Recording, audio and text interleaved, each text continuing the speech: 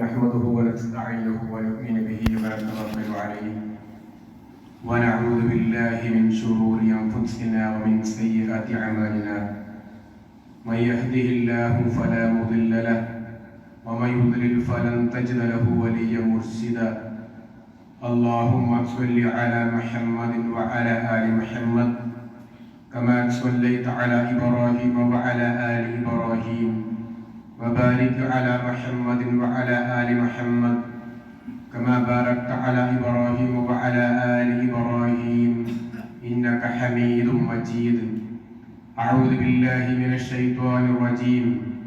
يا أيها الناس اتقوا ربكم الذي خلقكم من نفس واحدة وخلق منها زوجها وبث منهما رجالا كثيرا ونساء واتقوا الله الذي تساءلون به والأرحام إن الله كان عليكم رقيبا.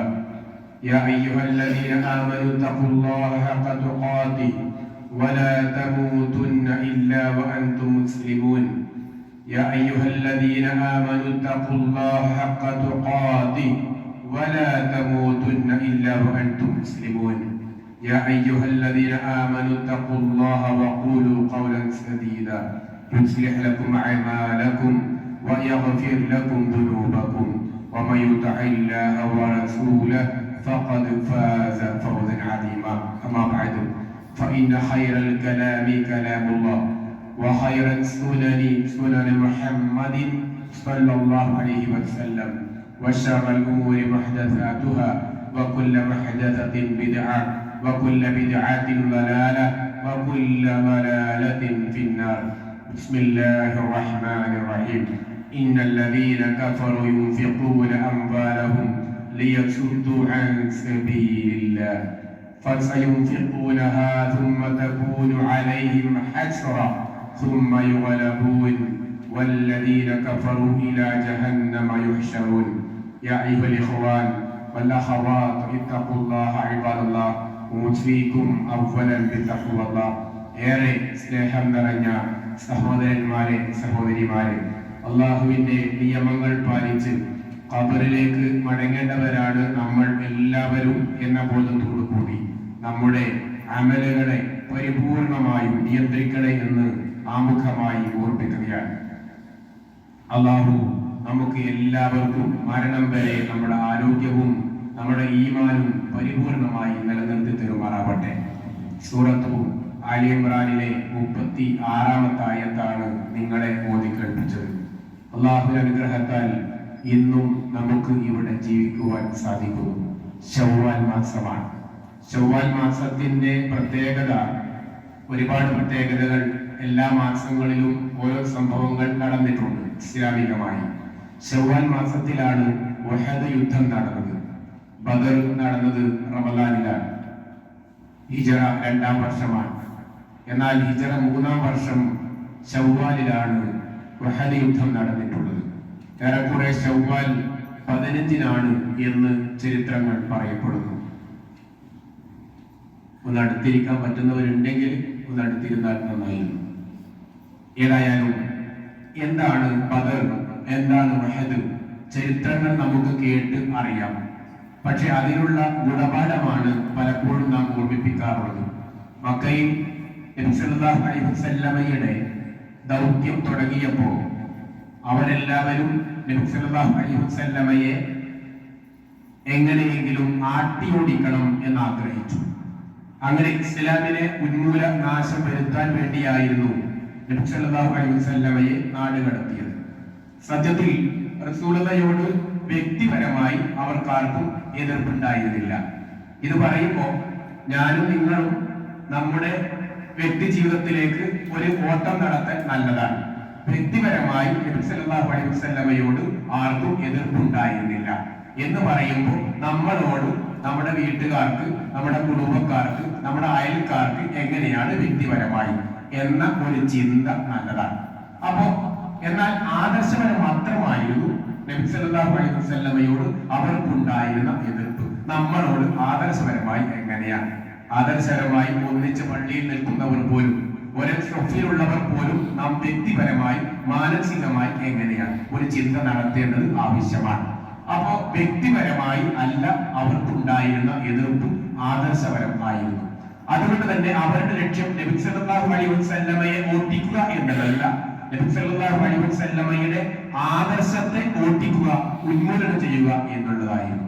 അതുകൊണ്ടാണ് അബൂബക്കർ റളിയല്ലാഹു അൻഹു നാടുവിടാൻ നേരത്ത് മുശ്രിക്കുകൾ പറഞ്ഞത്, അബൂബക്കറെ നിങ്ങളെ പോലെയുള്ള നല്ല ആളുകൾ പോകാൻ പാടില്ല എന്ന്. കാരണം അബൂബക്കർ എന്നുള്ള വ്യക്തി അവർക്ക് ഇഷ്ടമാണ്, അബൂബക്കർ എന്നുള്ള അദ്ദേഹത്തിന്റെ ആദർശമാണ് അവർക്കുള്ള പ്രശ്നം.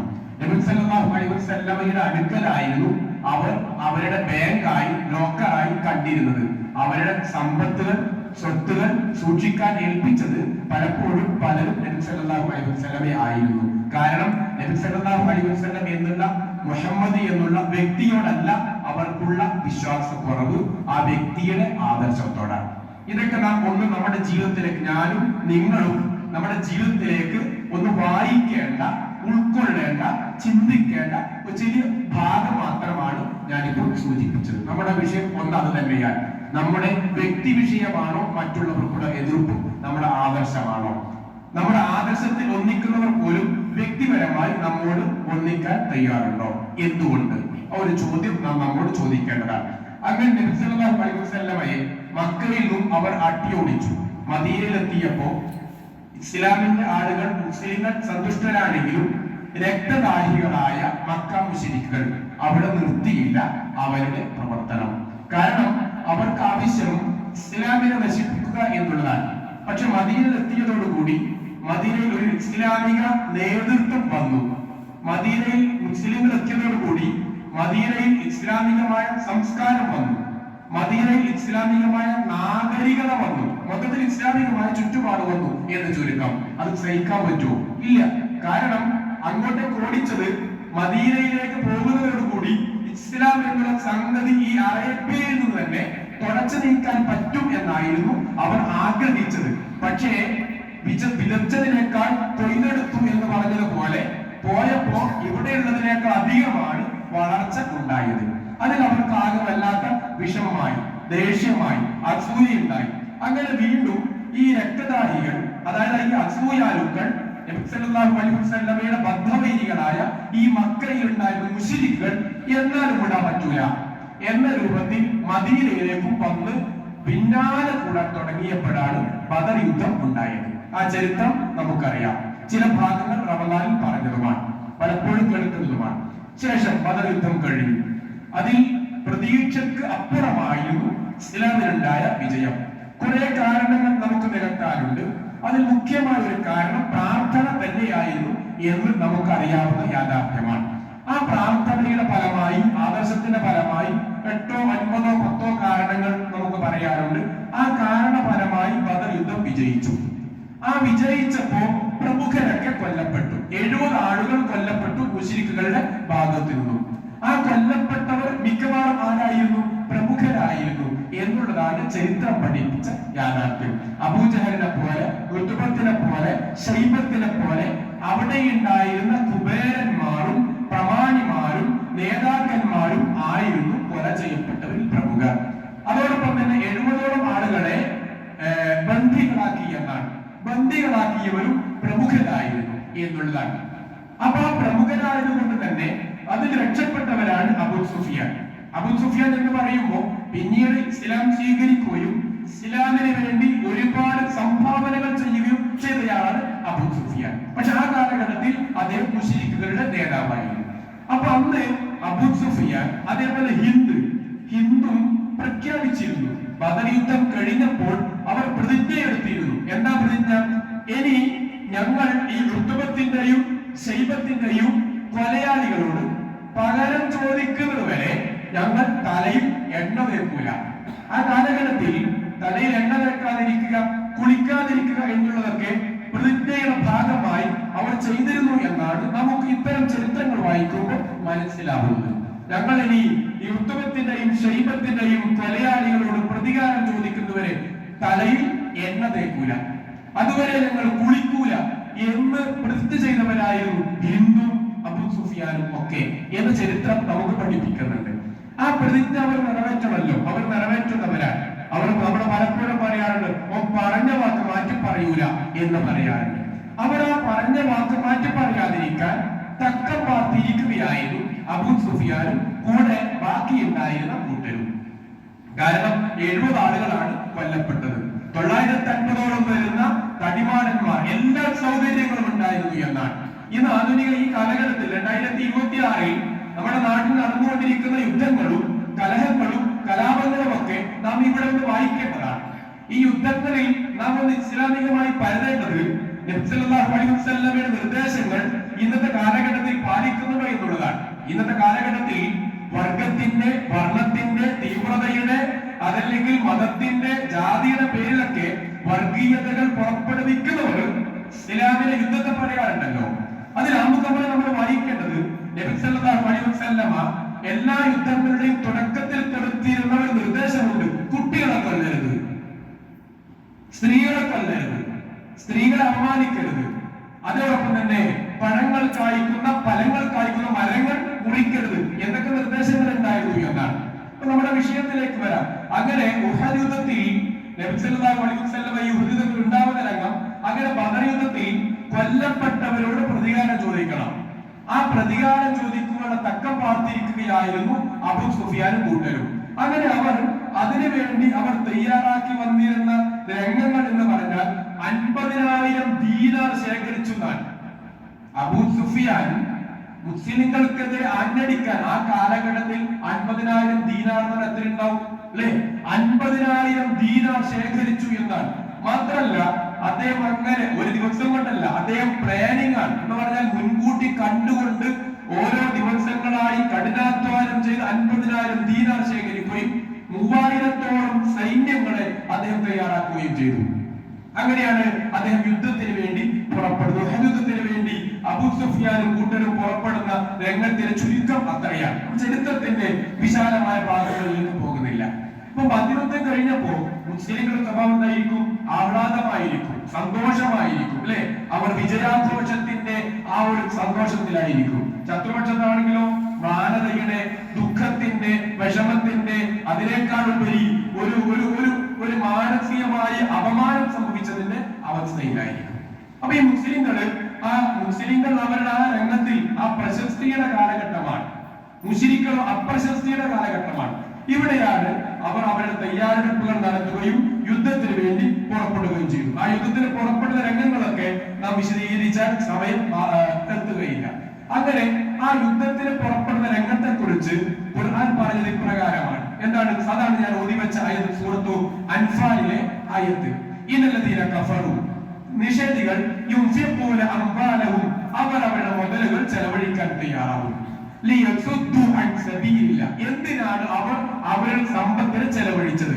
അല്ലാഹുവിന്റെ മാർഗ്ഗത്തിൽ നിന്നും ജനങ്ങളെ തടയാനാണ്. അവരെന്നും അങ്ങനെ തന്നെയാണ് ഉണ്ടാവുക. മാത്രമല്ല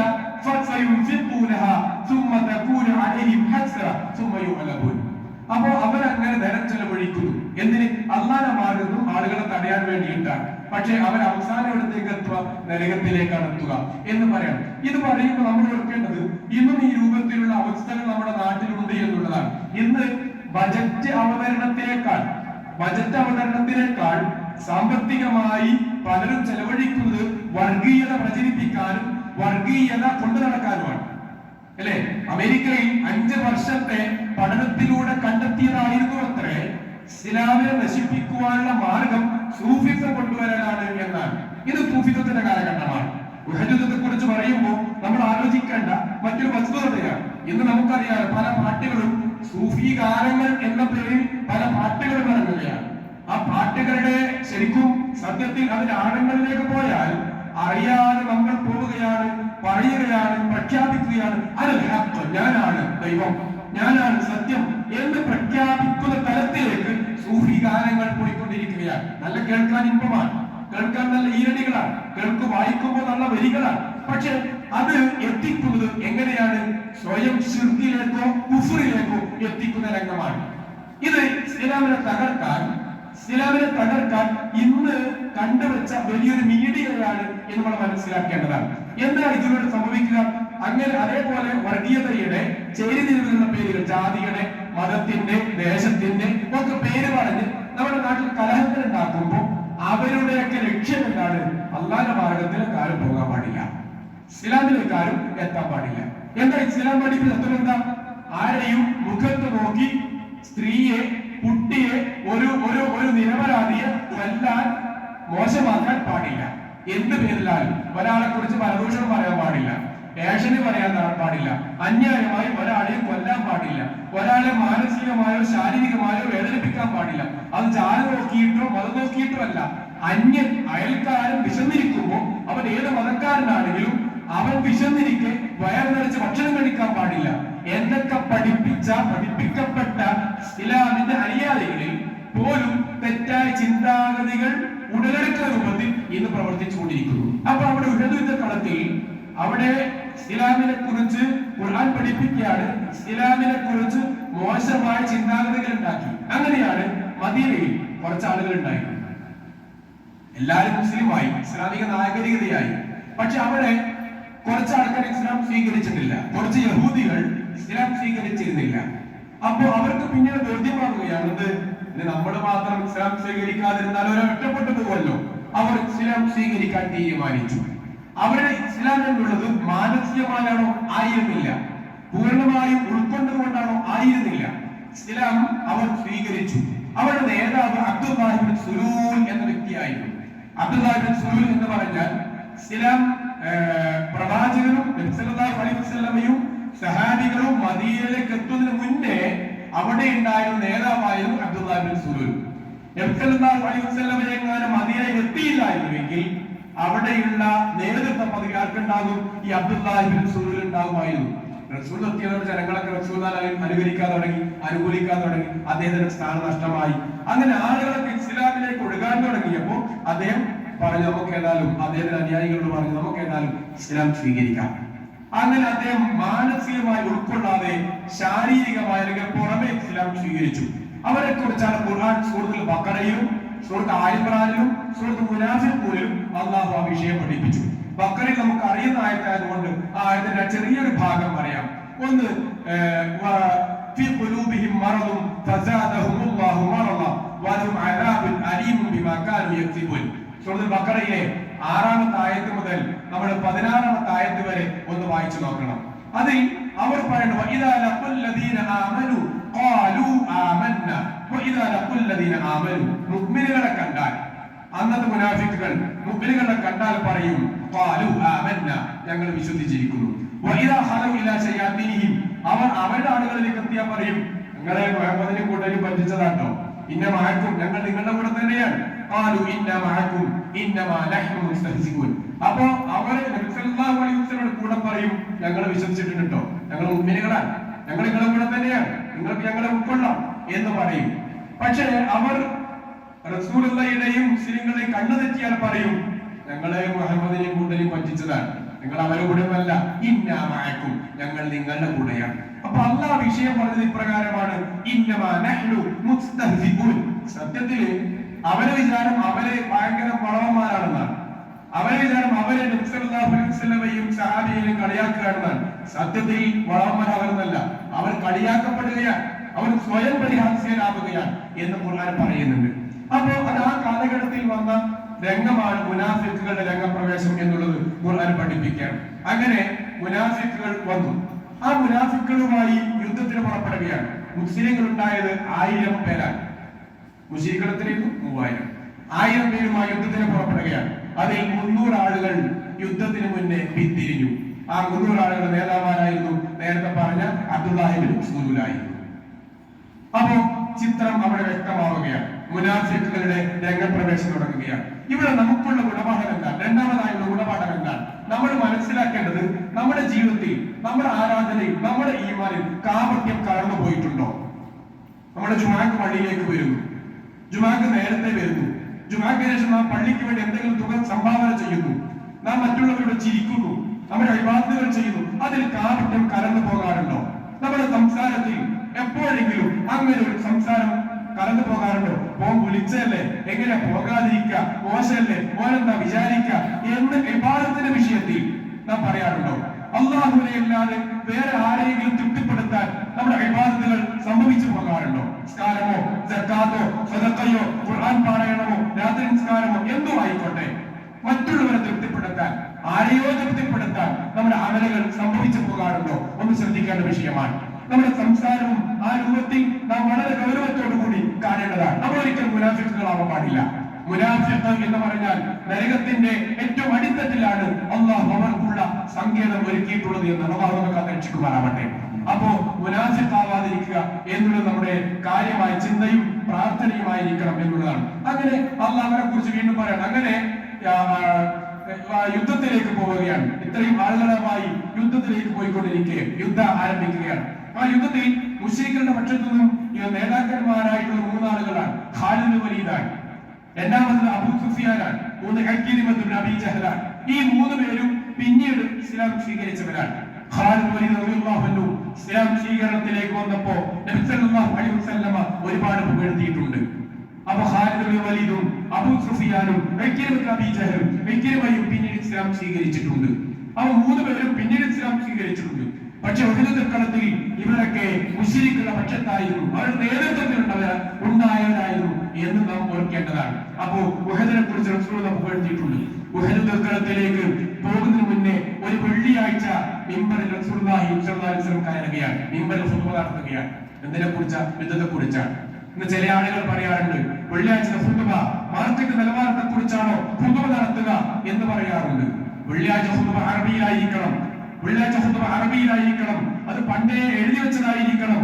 അങ്ങനെ കാലിക വിഷയം നോക്കേണ്ട ആവശ്യമൊന്നുമില്ല, അത് ജനങ്ങൾക്ക് മനസ്സിലായിരുന്ന മാനദണ്ഡമല്ല എന്നൊക്കെ പറഞ്ഞ ചില ആളുകളുണ്ട്.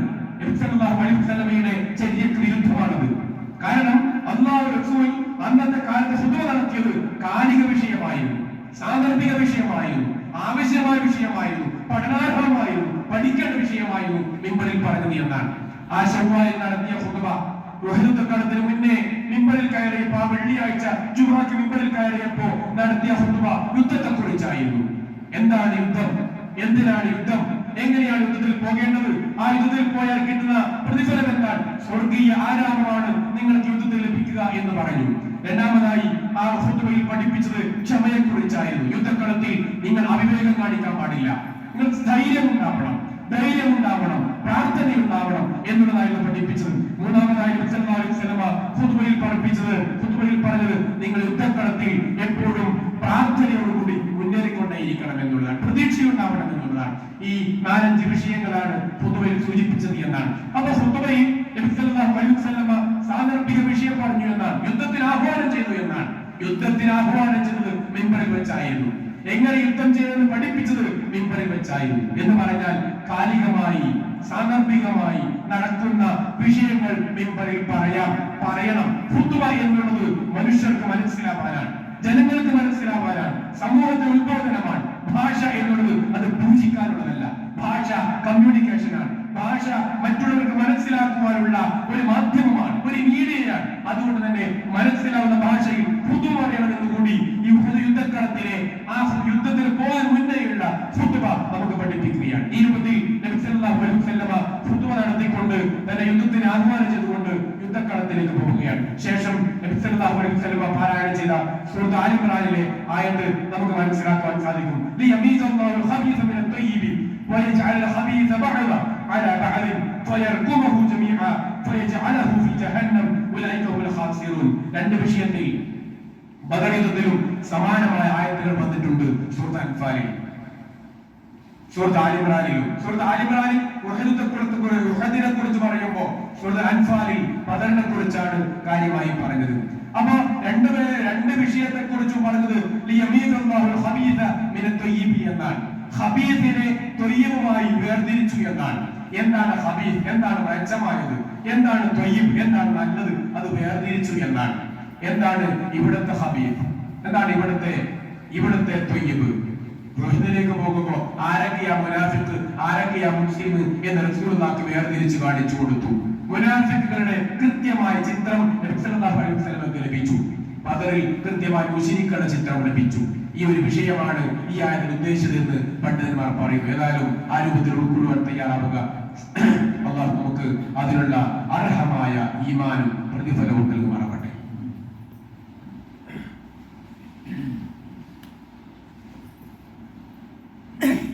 إن الحمد لله وصلى الله على خاتم الأنبياء والمرسلين وعلى آله وأصحابه أجمعين وعلى من تبع الهدى إلى يوم الدين. وبعد യാ അയ്യുഹൽ ഇഖ്വാൻ വൽ അഖവാത്ത് തഖുല്ലാഹ ഇബാദല്ലാഹ് നുസീകും സാനിയൻ ബിതഖ്വല്ലാഹ്. ഏറെ സ്നേഹം നിറഞ്ഞ സഹോദരന്മാരെ, സഹോദരിമാരെ, അള്ളാഹുവിന്റെ നിയമങ്ങൾ പാലിച്ച് ഖബറിലേക്ക് മടങ്ങേണ്ടവരാണ് നമ്മളെല്ലാവരും എന്ന ബോധത്തോടു കൂടി അമലുകളെ ക്രമീകരിക്കണേ എന്ന് ഒന്നുകൂടി ഓരോരുത്തരെയും ഓർമ്മിക്കുകയാണ്. അള്ളാഹു നമുക്ക് എല്ലാവർക്കും പരിപൂർണമായ ഈമാനും ആരോഗ്യവും പ്രദാനം ചെയ്യുമാറാവട്ടെ. സഹോദരന്മാരെ, സഹോദരിമാരെ, 2-3 വിഷയങ്ങൾ ഈ ആഴ്ച നമുക്ക് ചർച്ച ചെയ്യാനുള്ളതാണ്.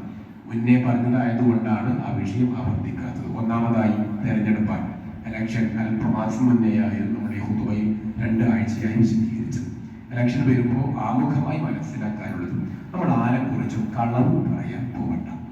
സ്ഥാനാർത്ഥിയാണ്, മത്സരിക്കുന്നു, നമ്മുടെ പാർട്ടിക്കാരായിരിക്കും, പ്രവർത്തകന്മാരായിരിക്കും, അതൊക്കെ അവരവരുടെ വ്യക്തിപരമായ സ്വാതന്ത്ര്യമായിരിക്കാം. പക്ഷെ നമ്മൾ ശ്രദ്ധിക്കേണ്ടത് ഗീബത്ത്, നമീമത്ത്, ഏഷണി, പരദൂഷണം എന്നുള്ളത് വലിയൊരു ഘടകമാണ്. ഒരാളെ ഉള്ളത് പറയുമ്പോഴാണ് ഗീബത്ത്, പരദൂഷണമാകുക.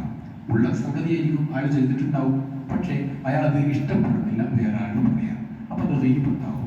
അതുകൊണ്ട് ഒരാളെ കുറിച്ച് ഉള്ളതോ ഇല്ലാത്തതായ ഒരു തെറ്റും കുറ്റവും നമ്മൾ പറയാൻ പോകണ്ട.